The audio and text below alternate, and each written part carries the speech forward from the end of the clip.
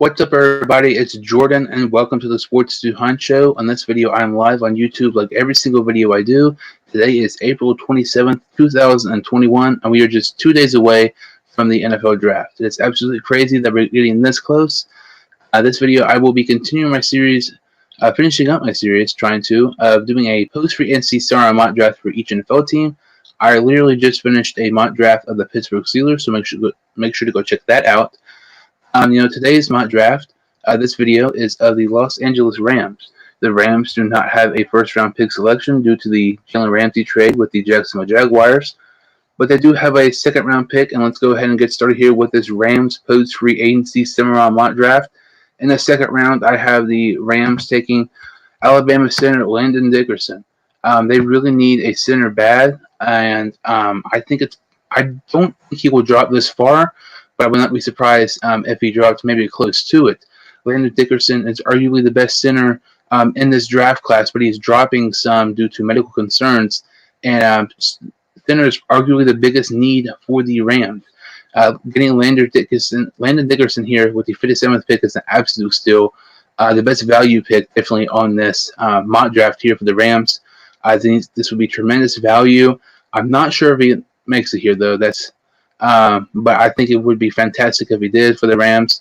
Quinn Merritt, he was phenomenal at the Senior Bowl. Really helped his draft stock. I don't think there's a player who helped his draft stock more than Quinn Merritt.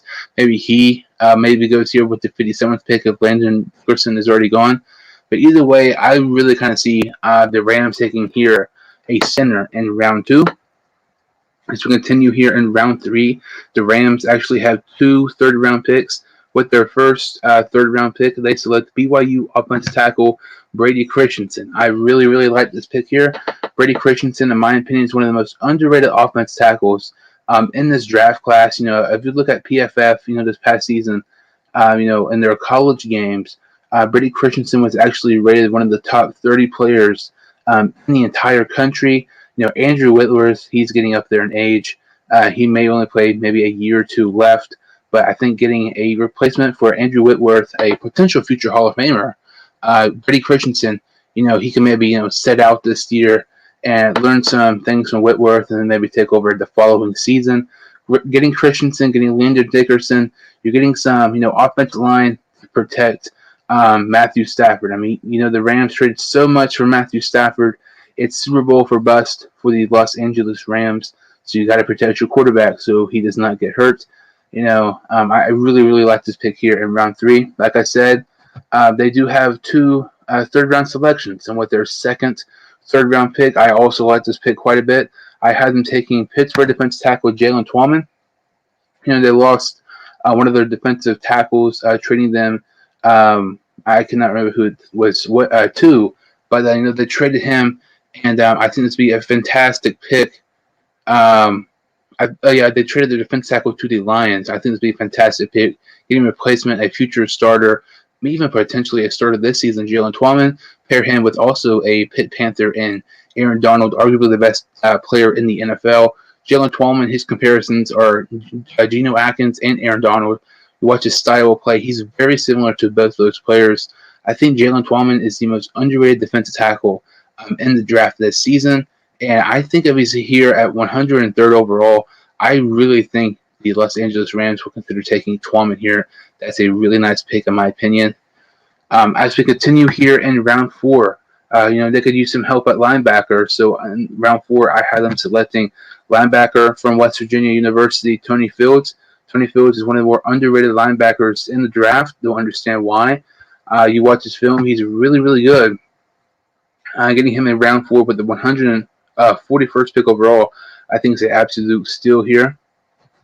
They do not have a 5th-round pick. With their 6th-round pick selection, I had them getting a tight end and Quentin Morris from Bowling Green University.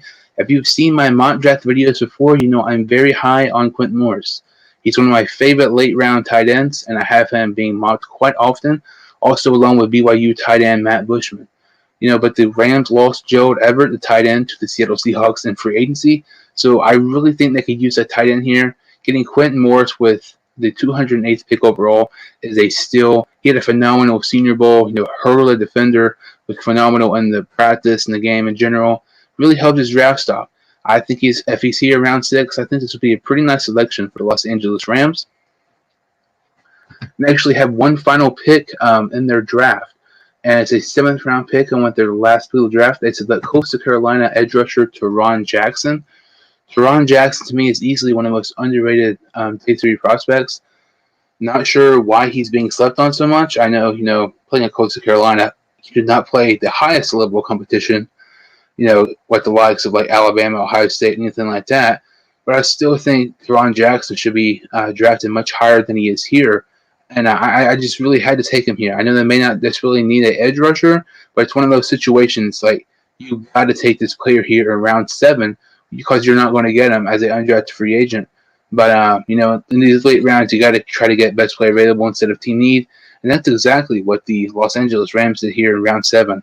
And overall, I thought this Los Angeles Rams mock draft, despite not having a first-round pick, they don't have a ton of draft picks. I thought this went really, really well. I'll go to these picks here one more time. And round 2, they take Alabama center Landon Dickerson. And round 3, they select BYU offensive tackle Brady Christensen.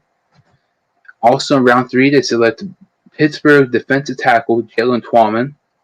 And round 4, they select West Virginia linebacker Tony Fields.